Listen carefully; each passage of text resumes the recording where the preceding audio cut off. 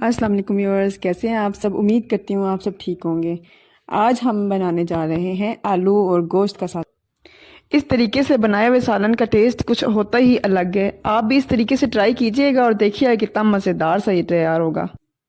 تو چلیں سٹارٹ کرتے ہیں۔ بسم اللہ الرحمن الرحیم۔ اس کے لیے ہمیں 2 کلو گوشت چاہیے مٹن کا، پھر 3 پیاز چاہیے، 5-6 ٹماٹر چاہیے، ساتھ ہی ہم ادرک کو بھی کرش کر لیں گے۔ اب ہم جو پیاز ہیں نا وہ باریک باریک کاٹ لیں گے اور 1 کپ آئل میں ڈال کر نا ان کو فرائی کر لیں گے۔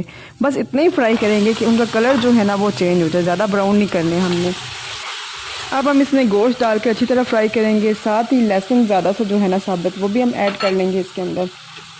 ادرک جو ہے نا وہ ابھی ہم اس میں شامل نہیں کریں گے، خالی جو ہے نا لہسن وہ ہم اس میں ایڈ کریں گے۔ لہسن ڈالنے کے بعد گوشت کو اچھی طرح فرائی کرنا ہے تاکہ اس میں اسمیل جو ہے نا وہ ساری ختم ہو جائے۔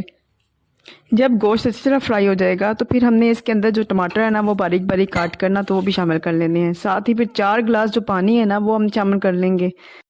اب اس میں ہم حسب ضرورت نمک، سرخ مرچیں 1 ٹیبل سپون بھر کر ڈال لیں گے، زیرہ پاؤڈر 1/2 ٹیبل سپون اور گرم مسالہ 1 ٹیبل سپون شامل کر دیں گے اور اس کو 20 منٹ کے لیے ہم پریشر لگائیں گے۔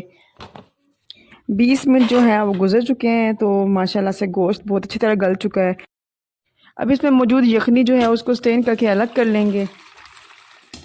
اس کے بعد ہم گوشت کی بھنائی کریں گے، تو اب اس میں گوشت کی بھنائی کے دوران ہم ادرک جو ہے نا کرش کی ہوئی وہ ہم شامل کر لیں گے، پھر 1 ٹی سپون جو ہے نا ہلدی وہ ہم شامل کر لیں گے، سرکے کے بھی 4-5 جو ڈراپس ہیں وہ بھی شامل کر لیں گے۔ اس میں 1/2 کپ کوکنگ آئل اور شامل کر دیں گے کیونکہ ہم نے سٹارٹ میں بہت کم ڈالا تھا تاکہ یخنی میں اتنا زیادہ آئل موجود نہ ہو۔ ساتھ ہی ہم کچھ سبز مرچیں بھی ڈال دیں گے اور ان کو بھون کے پھر نکال لیں گے۔ اس کے بعد 5 آلو جو ہیں درمیانے سائز کے وہ لے کے تو ہم چھوٹے ٹکڑوں میں کاٹ لیں گے، پھر ان کو گوشت بھوننے کے بعد ان کو بھی شامل کر دیں گے اور اس کو تھوڑی دیر کے لیے بھونیں گے۔ اس کے بعد ہم نے جو یخنی نکالی تھی نا تو وہ ہم اس میں شامل کر دیں گے اور پھر ہم 3 منٹ کا پریشر لگائیں گے تاکہ آلو جو ہے نا وہ گل جائیں۔ یہاں پہ میں ایک بات آپ کو بتاؤں گی کہ اگر جو یخنی ہے نا وہ کم ہو جائے نا تو اس میں پھر آپ پانی بھی شامل کر سکتے ہیں، جتنی آپ گریوی رکھنا چاہتے ہیں نا اس حساب سے آپ پانی اپنا شامل کر لیں۔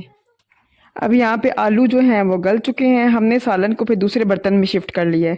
اب اس میں آپ سبز دھنیا کاٹ کر شامل کر لیں اور جو سبز مرچیں بھون کر نکالی تھی وہ بھی اس میں شامل کر لیں، تو یہ مزیدار سا ہمارا جو آلو گوشت والا سالن ہے وہ تیار ہے۔ ماشاءاللہ سے بہت مزیدار سا یہ تیار ہوتا ہے۔